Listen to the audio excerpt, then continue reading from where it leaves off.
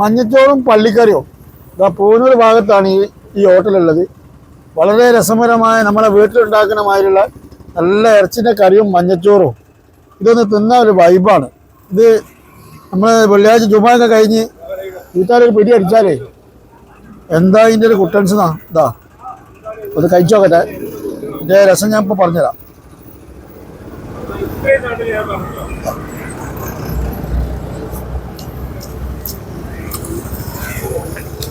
അടിപൊളിയാ.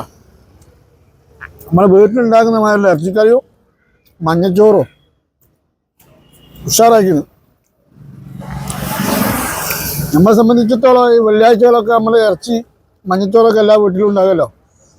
അപ്പോൾ നമുക്ക് ആർക്കെങ്കിലും മഞ്ഞച്ചോറ് ഇറച്ചിക്കറി കഴിക്കണമെങ്കിൽ ഇങ്ങോട്ട് പോകുന്നോളി. പൂനൂർ അങ്ങാടിയിൽ ഇതാക്കണ ഇതാ ഈ കടയിലാണ് സംഭവം. അടിപൊളിയാ. ഭക്ഷണം ഉഷാറാക്കുന്നു. നല്ല പപ്പടോ, പൊരിച്ച പപ്പടോ. എന്താ കറി. ഇതാ കണ്ടില്ല ഞങ്ങൾ ഇറച്ചി കണ്ടില്ല. നല്ല അടിപൊളി പോത്താതാ. നല്ല ബന്ധ പോത്ത് കേട്ടോ. എന്താ നമ്മളെ വീട്ടിൽ വെക്കുന്ന മാതിരിയുള്ള രുചിയാ. ഇവിടെ അടുത്ത് ഒരു കൊച്ചിക്കോയുണ്ട്, പേര് കേട്ട കൊച്ചിക്കോയ.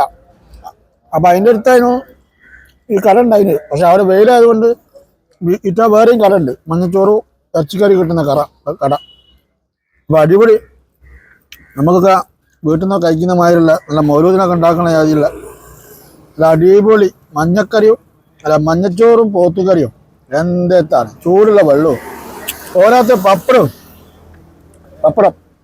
ഏയ് വാ.